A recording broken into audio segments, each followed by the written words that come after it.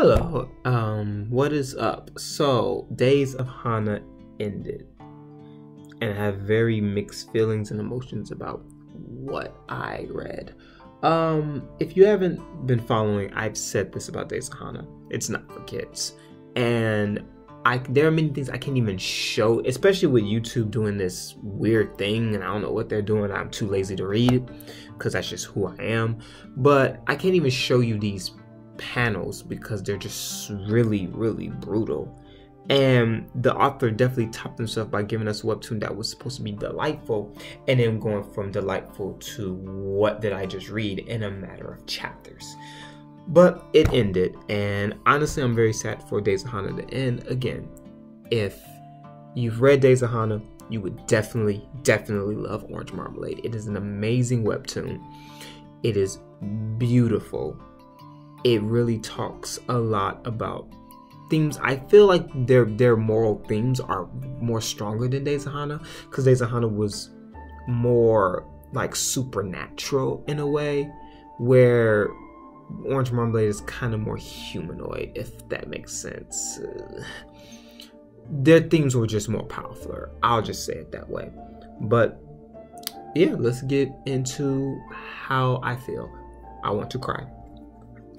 That is my main point. I want to cry. If you really didn't get feels from everything that happened in the last episodes, then you're born. You need to get up from under a rock. It was a lot of emotion in so many areas that it's really hard in this video to really describe them.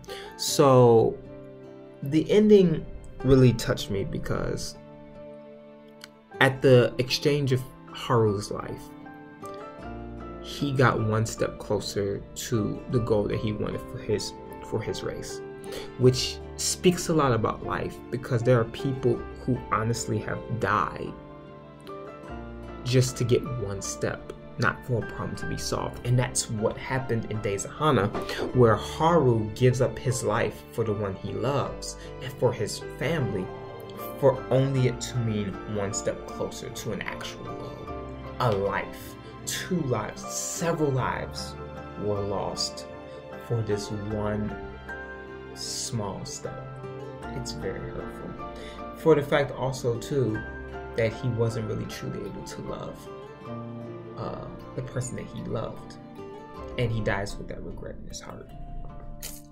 The reason why it has these last chapters have so many emotion is you see a lot more, and you see a lot more pain, and you see a lot more deaths. Even in that of Orange Marmalade, you see the effects that the deaths of Haru and Hook have upon, their world.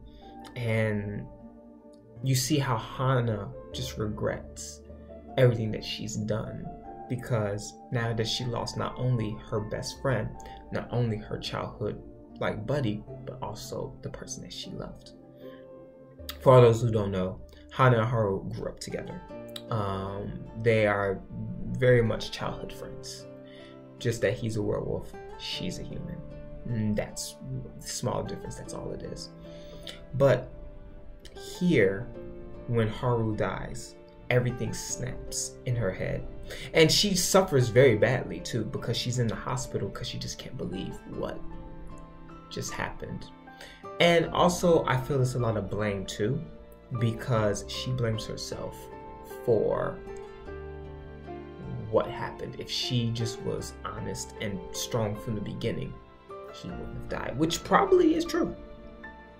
Probably is very true.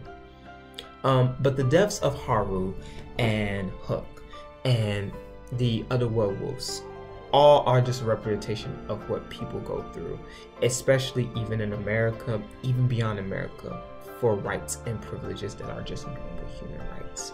And there was blood, lots of it. There was pain, tears, sadness, all of this for this one step closer to human collaboration, connection. So we see at the end of the webtoon, and I want to talk heavily about this as well, where Hana is in a comatose state.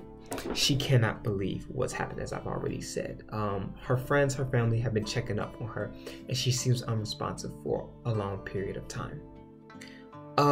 She sees a vision of Haru, but what's important about this vision is that it's not Haru as a teenager, it's him as he's growing up.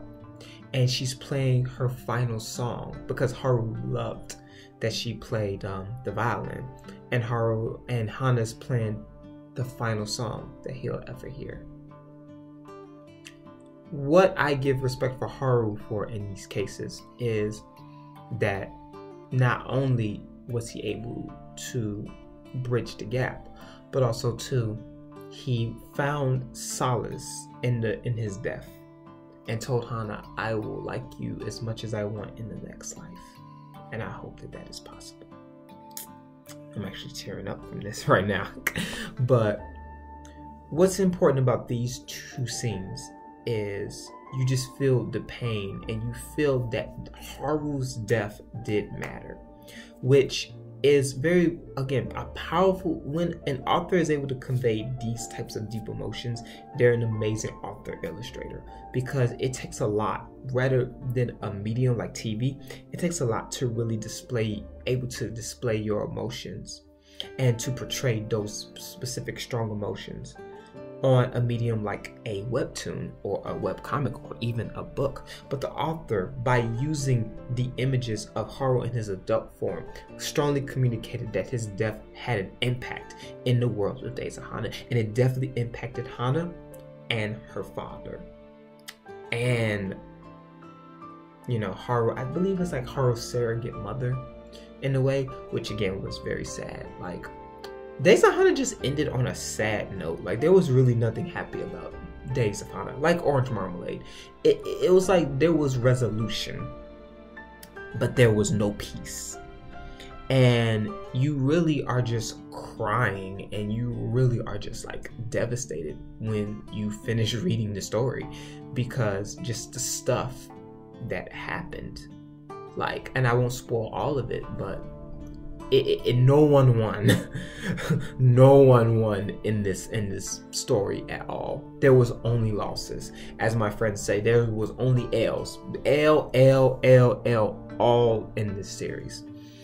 And what does that mean for the future? I think it ended to the point where there is no continuation. I mean, who are you gonna cast at that point? Like, it would be like side stories. What, Hana imagining Haru still? No. But it ended on a note where it doesn't need continuing, which a lot of mediums can't really do that. You like, Athena's Complex, if you've heard of it. It ended, but it seemed like it set up for a second season, where Days of Hana just pretty much did the Akame ga Kill, just killed all your characters, so there's no way we can go back. But again, shout outs to the author for having all these strategies within the webtoon, and I'm very, very, very excited for what webtoon that the author will create next. I believe they should really keep with their themes, and how their comics release focus on prejudice and racism.